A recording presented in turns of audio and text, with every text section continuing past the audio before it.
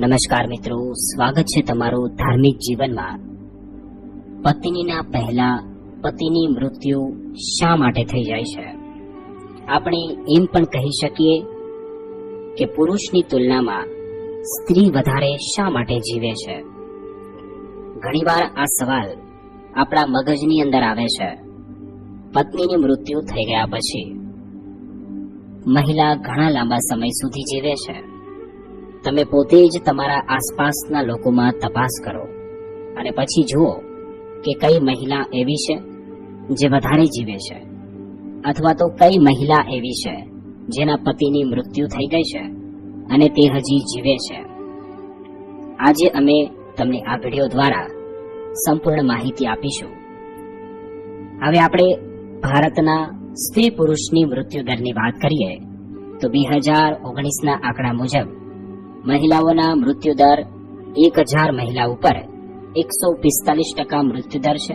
તેવામાં જ 1000 પુરુષ ઉપર 201% મૃત્યુ દર છે. તો સમજી શકો છો કે મહિલાઓની મૃત્યુ પુરુષ પછી થાય છે, અથવા તો પુરુષ કરતા મહિલા વધારે જીવે છે. આ વાતનું કારણ જે પણ હોય, પરંતુ આ સત્ય હકીકત છે. તમારે આ વાતને સાચી રીતે સમજી લેવી જોઈએ. આમ જોવા જઈએ તો આ વાતમાં ધાર્મિક અને વૈજ્ઞાનિક કારણ છે, તો તેના ઉપર પણ આપણે વાત કરવાના છીએ. આમ જોવા જઈએ તો આ ઘટના લાંબા સમયથી ચાલી આવી રહેલી છે. આ વાત તમને ખબર હોવી જોઈએ. ગરુડ પુરાણને 18 પુરાણોમાંથી એક પુરાણ માનવામાં આવે છે. ગરુડ પુરાણમાં મૃત્યુ પછી જીવ આત્મા સાથે શું થાય તેનું વર્ણન જોવા મળે છે. જેમ કે ધરતી ઉપર રહીને મનુષ્યએ જે પ્રકારના કર્મ કર્યા હોય તે પ્રકારે તેને ગરુડ પુરાણમાં સજા જોવા મળે છે, અને મૃત્યુ પછી તેને અલગ અલગ પ્રકારના જન્મ મળે છે. મિત્રો, ઘણી બધી ઘટનાઓ એવી હોય છે જેના કારણે એક પુરુષની આયુષ્ય ઓછી થવા લાગે છે, અથવા તો તેના જીવનમાં દુઃખ અને દરિદ્રતાઓ આવવા લાગે છે. ગરુડ પુરાણમાં આ વાતને સ્પષ્ટ રીતે બતાવવામાં આવેલી છે. કયા કયા કાર્ય કરવાથી મનુષ્યની આયુ ઓછી થઈ જાય છે, અને એ વાત પણ સ્પષ્ટ રૂપથી બતાવવામાં આવી છે કે પત્ની કયા કયા કાર્ય કરે છે જેના કારણે તેના પતિની મૃત્યુ ખૂબ ઝડપથી થઈ જાય છે. આપણા હિન્દુ ધર્મ શાસ્ત્રોની અંદર પતિ પત્નીને એકબીજાનો પૂરક માનવામાં આવ્યા છે. શાસ્ત્રોના મુતાબિક વ્યક્તિનું જીવન ત્યાં સુધી અધૂરું રહે છે જ્યાં સુધી તેને પોતાનો જીવન સાથી ના મળી જાય. આપણા શાસ્ત્રોની અંદર પત્નીને અર્ધાંગિની દેવીના રૂપમાં પૂજવામાં આવે છે. ઘણા બધા એવા કાર્યો વિશે આપણે શાસ્ત્રોની અંદર બતાવવામાં આવેલું છે જેને કોઈ પણ પત્ની કરે છે તો તેના પતિની ઉંમર વધે છે, અને ઘણા બધા એવા કાર્યો વિશે પણ કહેવામાં આવ્યું છે જો તે કાર્યને કોઈ પત્ની કરે છે તો તેના પતિની ઉંમર ઓછી થવા લાગે છે. જો કોઈ પણ પત્ની પોતાના પતિ માટે, તેના આયુષ્ય માટે વ્રત રાખે છે, તીર્થમાં ભ્રમણ કરે છે, અથવા તો પૂજા પાઠ કરે છે, તો તે શાસ્ત્ર કહે છે કે આવા કાર્યથી પતિની આયુષ્યમાં વધારો થાય છે. સાથે સાથે ગરુડ પુરાણમાં 3 કારણો એવા પણ બતાવવામાં આવેલા છે જેના કારણે પતિની મૃત્યુ પહેલા થઈ જાય છે. તો આપણે જાણીએ તે કારણો કયા છે.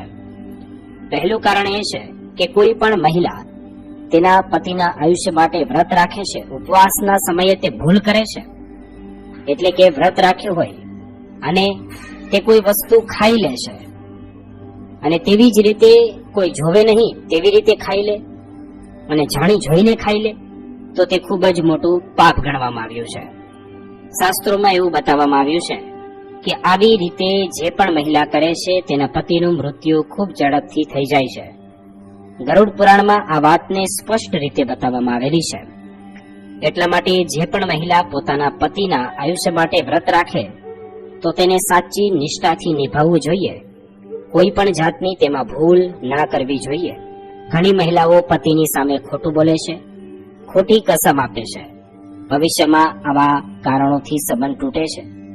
ગરુડ પુરાણમાં એ પણ બતાવવામાં આવ્યું છે કે જે પણ મહિલા વારે વારે ખોટું બોલે, તેના પતિની સામે ખોટું બોલે, તો તેના પતિની મૃત્યુ ખૂબ ઝડપથી થઈ જાય છે. આવું ગરુડ પુરાણમાં બતાવવામાં આવેલું છે. આપણા શાસ્ત્રોની અંદર પતિને પરમેશ્વર કહેવામાં આવ્યો છે. જે પણ સ્ત્રી માંસ ખાય છે તેના પતિની પણ મૃત્યુ ખૂબ ઝડપથી થઈ જાય છે. ગુરુવારના દિવસે પત્નીએ પોતાના વાળ ન ધોવા જોઈએ. આવું કરવાથી પણ પત્નીની આયુષ્ય ઓછી થવા લાગે છે. અથવા તો પત્ની માસિક ધર્મમાં હોય તેવામાં પૂજા આરાધના કરવા લાગે, માતા તુલસીને જળ ચડાવે. આવા કાર્યથી પણ માતા તુલસી નારાજ થાય છે અને તેના પતિની આયુષ્ય ઓછી થવા લાગે છે. ગરુડ પુરાણમાં આવી બધી વાતો જણાવવામાં આવેલી છે. જે પણ મહિલાઓ આ કાર્ય કરતી હોય તેના પતિ ખૂબ જ ઝડપથી મૃત્યુ પામે છે. આ શાસ્ત્રોની અંદર ખાસ રીતે જણાવવામાં આવેલું છે, તો દરેક વ્યક્તિએ ખાસ ધ્યાન રાખવું જોઈએ. તો ચાલો ફરીથી મળીશું એક નવા વિડીયો સાથે. આભાર.